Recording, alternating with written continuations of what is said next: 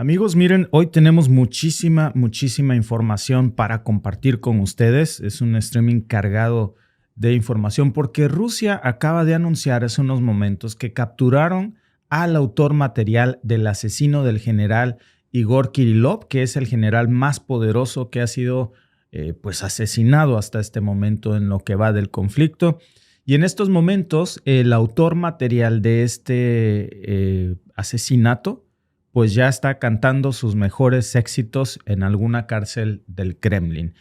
Para los que no nos siguieron ayer o solamente para recordar, Kirillov era el jefe de las fuerzas de protección radiológicas, química y biológica de Rusia. El jefe también de las armas nucleares rusas. El general, pues, y ese ya lo discutimos ayer. Cuando pues lo mataron con una bomba que estaba escondida en un patinete eléctrico enfrente de su casa en Moscú. Pero ahora el detenido sale a decir quién le ordenó comprar esos explosivos, quién lo entrenó, quién lo mandó, quién le pagó. Y Rusia está furioso. Ya hay acusaciones gravísimas en donde dicen vamos por la OTAN. De eso vamos a hablar en este streaming que tiene varias consecuencias, amigos, pero lo que salió hace un momento a la luz ya le dio un giro sorprendente a este asesinato, porque según las mismas autoridades rusas que están reportando los hechos, se trata de este personaje que vamos a ver, que les voy a presentar en este momento, pues era un ciudadano no ruso, era un ciudadano de Uzbekistán de 29 años y atentos con esto, porque ya, como verán ahora, ha delatado a sus reclutadores que dice que fueron los servicios secretos de Ucrania. Y no solo eso, sino también dijo que lo convencieron ofreciéndole $100,000 o euros. No estamos seguros porque en el video dice 100,000, si se trate de euros o dólares, pero también le habrían ofrecido un pasaporte europeo. O sea, si esto es cierto, amigos, estamos hablando de una operación de inteligencia militar que estaría implicando también a Occidente. Miren, vamos a ver el video. Les comento, este video lo pueden ustedes ver originalmente en las plataformas como X o en Telegram, ya lo están difundiendo en el idioma oficial que es en ruso. La gran mayoría tiene subtítulos al inglés. Para la conveniencia de ustedes, nosotros lo tradujimos esta mañana al español. Pero si ustedes quieren ver el video original para que no se dude de la autenticidad de la voz, pueden ustedes buscar el original en X. Para la comodidad de ustedes está doblado al español ya aquí con nosotros.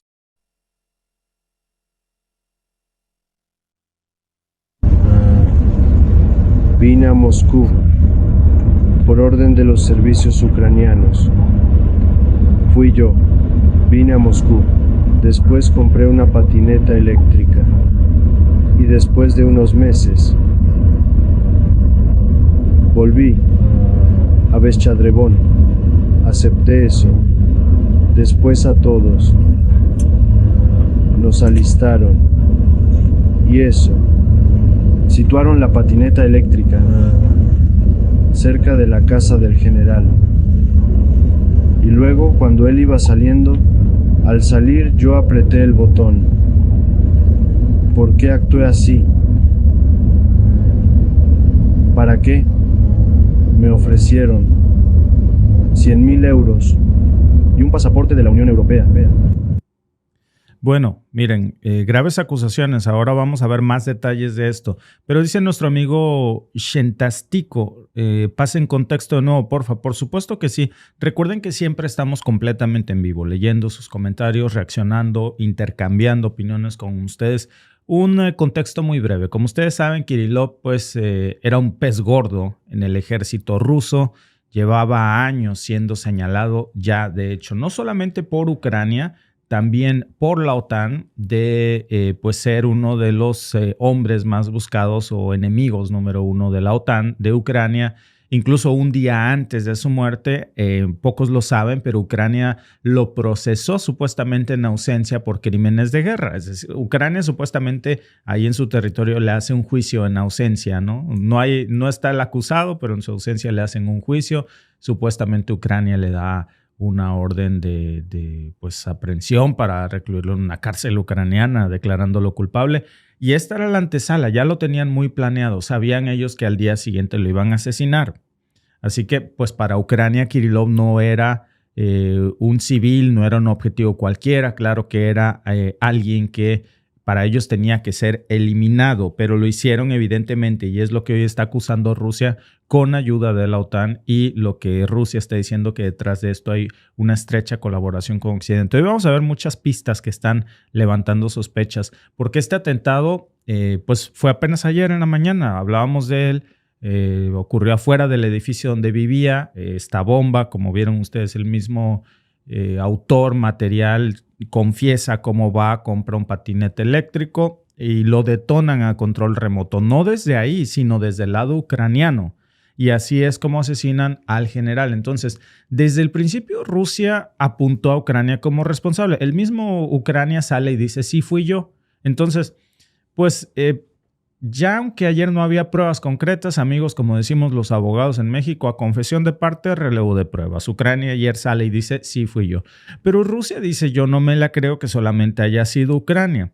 Y hoy precisamente el FSB, que es básicamente pues, el FBI ruso, pero pues con mucho más historia de espionaje, de labores de investigación, pues anunciaron que habían detenido a este supuesto atacante. El detenido lo confiesa todo, canta sus mejores éxitos, delata a quienes lo contrataron, seguramente no de buena forma, evidentemente lo habrán obligado antes a cantar sus mejores éxitos.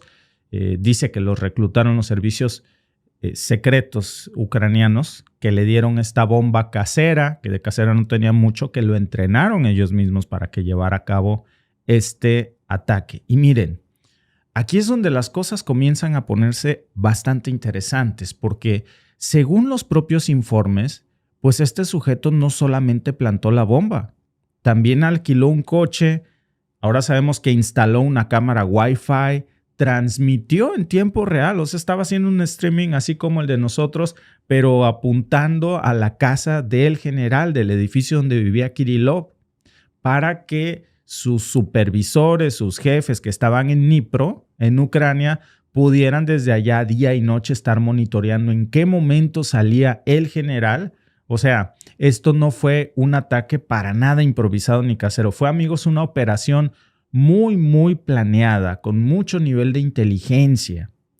El mismo FSB ya ha salido a decir que el atacante pues no actuó solo, que era parte, por supuesto, de una red de inteligencia mucho más grande que Ucrania, que incluiría agentes, por supuesto, ahora sabemos, involucrados en Rusia, en suelo ruso, y también en suelo ucraniano, y seguramente con inteligencia occidental. Esto es grave porque lo que está diciendo la FSB es que en Rusia hay infiltrados agentes occidentales o ucranianos, o para al final de cuentas, pues es lo mismo, que habrían colaborado con esto. Moscú promete ya que va a identificar y a castigar a todos los responsables y apunta sus dedos a una dirección peligrosa. Miren, ahora aquí viene el gran giro, porque todo esto suena pues bastante grave, ¿no? Nada más que hay un problema. La confesión del atacante, amigos, en el video que publican las FSB, pues el tipo parece, si ustedes se fijan, el abrigo roto, tiene pues algunas lesiones y evidentemente pues no confesó por las buenas. Ya sabemos cómo las FSB no le van a decir, oye, dime en buena onda quiénes fueron tus atacantes. Y fíjense, tus contratantes. La prensa occidental en estos momentos están, yo veía alguna nota, por ejemplo, de la BBC, donde viene ahí la infografía de cómo ocurrió, y están diciendo que esta confesión que sacan las FSB del denunciante, pobrecito, no respetaron sus derechos humanos, se ve golpeado, le rompieron la chamarra, no se pasen de lanza, ¿no? Hasta la gorra la trae chueca. Bueno, mató a un alto general. No le van a dar caviar en el desayuno, ¿no? Y luego, bueno, pues ya estamos viendo estas pruebas que están, pues de entrada, volteando a ver no solamente a Ucrania, también de alguna forma a Occidente. Miren, vamos a hablar un poco más acerca de cómo se lleva este ataque. Por cierto, ahora que estamos viendo esa imagen en donde ustedes pueden ver algunos detalles del lugar que pues resultaron bastante impresionantes. Resulta que ese explosivo ahora sabemos que estaba escondido, repito, adentro de la patineta. Ahí pueden ustedes ver la entrada en la fotografía de arriba, pues de la puerta de la entrada de los condominios donde vivía el general.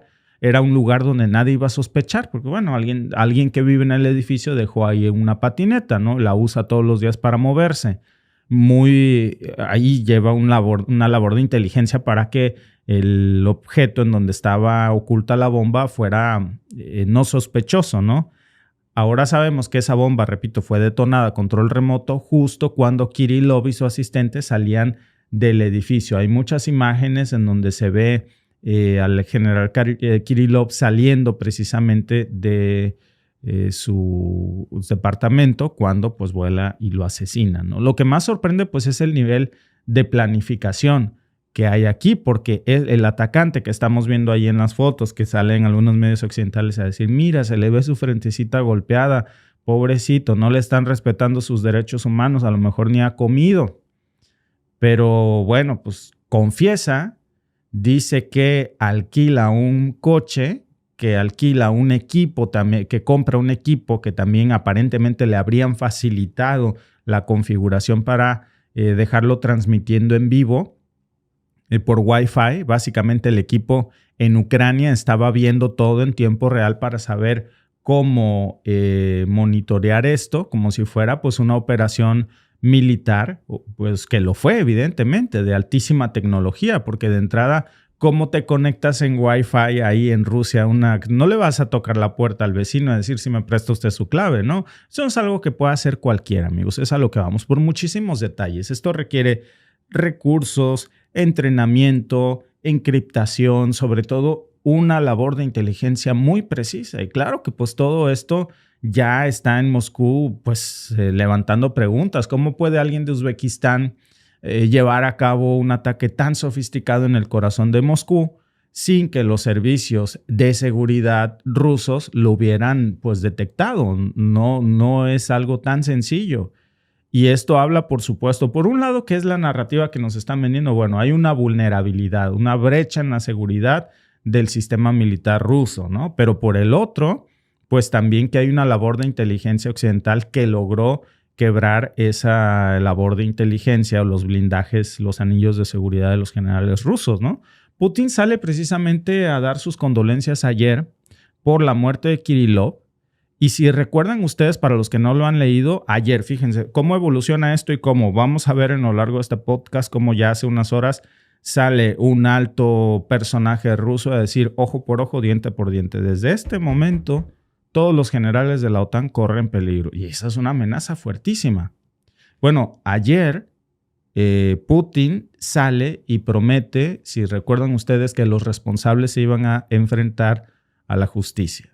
Rusia también había anunciado que iba a llevar este caso al Consejo de Seguridad de la ONU. ¿Para qué? No sé, no creo que logren mucho ahí, ¿verdad?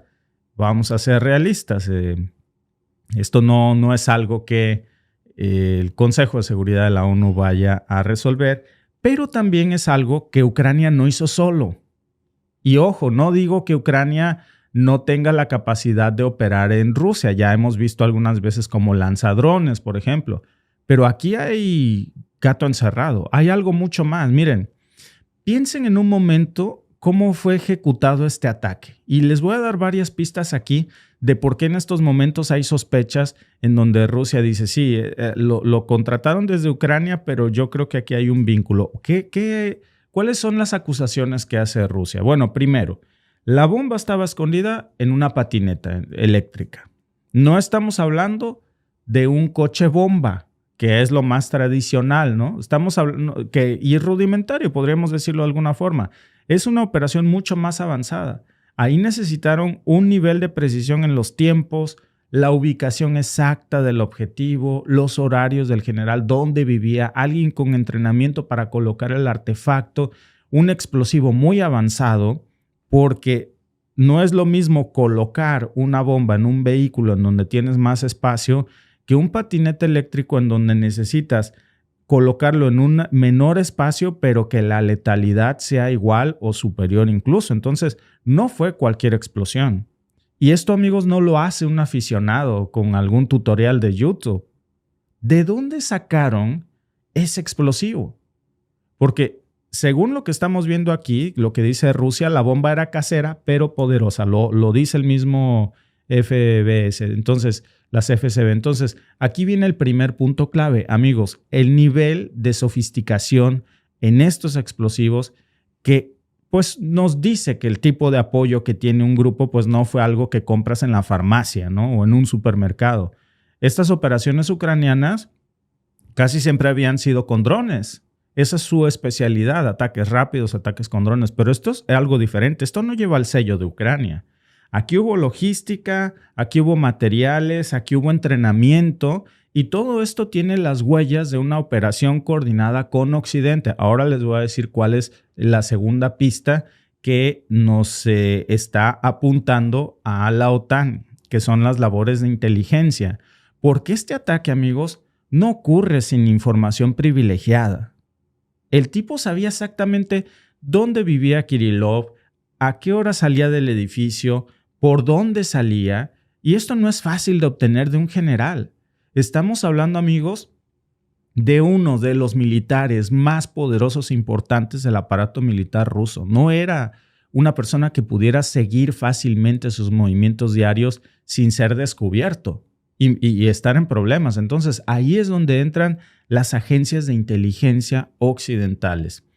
Estados Unidos, Reino Unido, todas estas grandes potencias que superan a Ucrania, que tienen agencias de inteligencia muy especializadas por décadas de experiencia, que hacen este tipo de operaciones, pues a través de intermediarios. Repito, no digo que los estadounidenses o los británicos hayan hecho esto directamente o que estén involucrados, pero sí digo que hay sospechas de que, digamos, hay una mano invisible aquí que apunta a cualquier país occidental. Cualquiera. Y ahora son pistas. Nosotros no tenemos pruebas para decir fue fulano o sutano, díganos ustedes en el chat, pero sí tenemos elementos de convicción para decir aquí hay algo raro y apunta en tal dirección. Miren, ¿quién tiene la capacidad de obtener los horarios de un general ruso en Moscú? De transmitírselos a un tercero si no es una agencia occidental. Ahora, otro detalle. La cámara Wi-Fi que estaba en el coche alquilado. Eso suena muy fácil, es muy tecnológico, pero eso, amigos, requiere de un equipo de conocimiento superior. Repito, no le vas a pedir la contraseña de su Wi-Fi a la vecina. Necesitaba encriptación, no era nada más poner una cámara y listo. Era una señal fuerte de internet que tuviera capacidad de transmitir en tiempo real a cientos o miles de kilómetros de distancia. Y necesitaba también un sistema seguro para transmitir esa señal pues a sus supervisores sin que fueran rastreados o hackeados. Y todos sabemos que Rusia es experto precisamente también en el hackeo. Entonces, una red así y en Rusia no la monta cualquiera. Necesitan experiencia, necesitan recursos y otra vez, amigos, todo esto apunta pues a un respaldo mucho más grande que de lo que podría manejar pues una célula aislada ucraniana o un tipo solitario de Uzbekistán, ¿no? Nadie se cree que este amigo por sí hubiese hecho todo eso, ¿no? Porque digo, Ucrania no pudo haberlo hecho sola. Porque Ucrania, con todo el avanzado que pudiera estar desarrollando en estos momentos, pues sigue de alguna forma dependiendo muchísimo del apoyo occidental, sigue dependiendo totalmente del armamento, de la inteligencia, del dinero, todo eso. Todo lo de Ucrania viene principalmente de Estados Unidos y de Europa. Sin ellos dos, Ucrania no puede defenderse.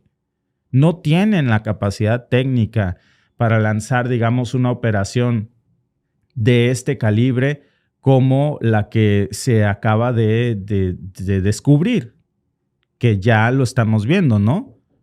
No se puede hacer de la nada. Necesitas tiempo, necesitas entrenamiento, necesitan, por supuesto, recursos. Y luego está una versión, amigos, que Rusia está ya manejando que, cuidado con esto, porque aquí sí ya las cosas se están poniendo peligrosas, que es el hecho de que se está ya diciendo que el atacante fue reclutado ¿dónde? Esa es una pista, amigos, poderosa. Uzbekistán. Uzbekistán. Y eso, amigos, no es una coincidencia. Miren, históricamente, las agencias occidentales de inteligencia utilizan intermediarios. Es casi, es un manual. Yo creo que ya lo tienen escrito en algún lugar. Siempre recurren a intermediarios de países del Cáucaso o de Asia Central y desde ahí los reclutan para lavarse las manos, para tener las manos limpios. Un tipo fue reclutado fuera de Ucrania, llega a Moscú para ejecutar el ataque, hace que sea más difícil de rastrear directamente para los organizadores, como si el tipo hubiera tenido una credencial o una ciudadanía ucraniana, eso hubiera sido más que evidente. Entonces, amigos, este es el clásico esquema proxy. Tú entrenas, tú armas, ellos ejecutan y te lavas las manos. ¿Quieren ejemplos de por qué Uzbekistán huele mucho a la OTAN? Muchísimo, muchísimo. Miren, primero, ahí les va. Yo creo que hay varios que podemos sacar de aquí. El primero es Afganistán, por ahí de los años 80. ¿Qué pasa? Cuando los soviéticos invaden Afganistán en ese momento, pues no existía Rusia como tal. Era la madre de Rusia, la URSS. Bueno, Rusia invade Afganistán. ¿Qué es lo que pasa? Pues que la CIA monta la famosa Operación Ciclón. ¿Y qué es lo que hicieron en esa operación? Pues adivinen, van y reclutan y entrenan a los mujahidines, que son grupos de combatientes islamistas que venían no solamente de Afganistán, venían de todo el mundo musulmán. Muchos, de hecho, de esos combatientes, pues eran precisamente, ¿saben de dónde? Bingo, de Uzbekistán, de Tayikistán, de Chechenia. O sea, la CIA reclutó en ese momento regiones que eran pues parte de la Unión Soviética, pero que tenían problemas. Y la maniobra era muy clara, amigos. Lo que estaban haciendo en ese momento la CIA es que no ponían las manos directamente en el conflicto contra la URSS, sino que financiaban, armaban, entrenaban a grupos de Uzbekistán y la zona. Y claro, pues la idea era debilitar a la URSS, pero sin meterse ellos directamente en el conflicto. ¿Cuál fue el resultado? Pues una guerra proxy. La CIA armaba, Pakistán entrenaba, Arabia Saudita financiaba y pues de alguna forma los soviéticos tenían que pelear contra los afganos y los combatientes que venían de todos lados, que pues aunque no eran directamente estadounidenses, sí recibían toda la maquinaria, todo el apoyo necesario para pues ganarles la guerra a los soviéticos. Así de elegante funcionaba ese esquema, no ha cambiado mucho como ustedes ven. Por eso, amigos, el que no sabe su historia está condenado a repetirla. Si no sabemos nosotros la historia de esta zona, es muy fácil asumir que fue Uzbekistán o fue Ucrania con un llanero solitario que se le ocurrió sacar de Uzbekistán. ¿Quieren otro ejemplo de cómo Uzbekistán es un semillero occidental para este tipo de maniobras? Chechenia, en los 90s. ¿Qué pasa? En los 90s, Rusia entra a la Primera Guerra Mundial, en los 90s, Chechenia, ya lo que estábamos viendo aquí en esta maniobra, en donde después de que sale precisamente el resultado de lo que pasa en Afganistán, que era una parte que ya se había, digamos, salido de control, en donde estrena la URSS el primer resultado de una guerra proxy, y comienza a ver que Uzbekistán de alguna manera era el semillero de la CIA. Luego llega Chechenia en los 90, cuando pues, Rusia entra en la Primera Guerra Mundial, comienza a ver desde ese momento cómo Chechenia misteriosamente sacaba combatientes, sacaba dinero, sacaba recursos y no sabían de dónde llegaban. Llegamos hasta los 90 y entonces la URSS se queda con esa duda, ¿no? Grupos islamistas radicales del Cáucaso, Asia Central, otra vez de alguna manera lo mismo que habíamos visto, ¿no? Combatientes, dinero, recursos que llegaban misteriosamente de quién sabe dónde, islamistas radicales que ya estaban ahí del Cáucaso y, repito, otra vez del Asia Central. Esas regiones históricamente fueron conflictivas para Rusia. Yo creo que el parteaguas fue, repito, desde la Primera Guerra Mundial en adelante, cuando empiezan a recibir este apoyo logístico que, pues oh sorpresa, ¿de dónde venían? Otra vez de lugares como Turquía, de lugares como Arabia Saudita, y sí, también, digamos, directamente venían de redes que estaban ligadas a las agencias, pues, occidentales. Y la idea, pues, era la misma otra vez, desgastar al ejército ruso, sin que ellos se metan directamente aquí. ¿Ven cómo todo esto de Uzbekistán de alguna manera le está dando un mal olor a las cosas? Y por eso Rusia dice, a ver, esto huele a Made in USA. Si analizamos las conexiones de las rutas de financiamiento, pues nos queda claro, amigos, que puede ser que haya un apoyo indirecto aquí cuando nos vemos en esta situación. Lo mismo pasó en Siria.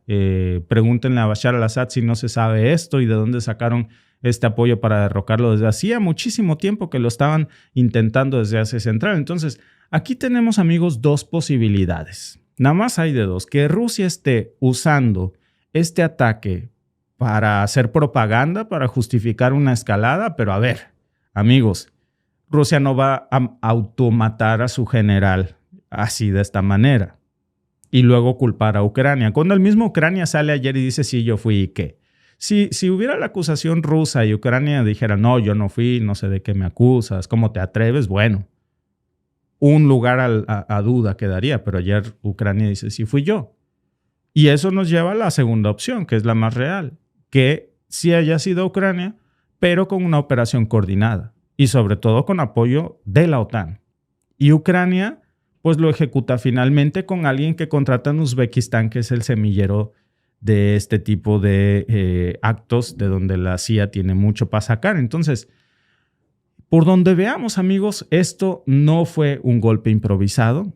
Esto es algo mucho más grande, es algo mucho más complejo, mucho más peligroso. Y miren, aquí es donde las cosas ya se están poniendo muy tensas, porque justo cuando creíamos que toda esta situación ya no podía ir más allá, sale Dmitry Medvedev, que déjenme mostrarles. Siempre de todo, recuerden que nosotros les mostramos las fuentes de lo que estamos hablando, porque primero pues vemos el asesinato del el general más alto de Kirillov de que se haya salido hasta ahora, sale la detención de las FSB. Y bueno, pues ahora vemos la declaración de Dmitry Medvedev, que es el presidente ruso, el expresidente de Rusia, uno de los aliados más cercanos de Putin, que sale hace unos momentos y suelta esta bomba. Dice que después de la muerte de Kirillov, todos los oficiales de la OTAN se han convertido ya en objetivos militares legítimos de Rusia. Vean ustedes eso. Todos los generales de la OTAN, todos los oficiales, ya son objetivos legítimos de Rusia. Ojo por ojo, diente por diente. ¿Se dan cuenta del peso de esas palabras?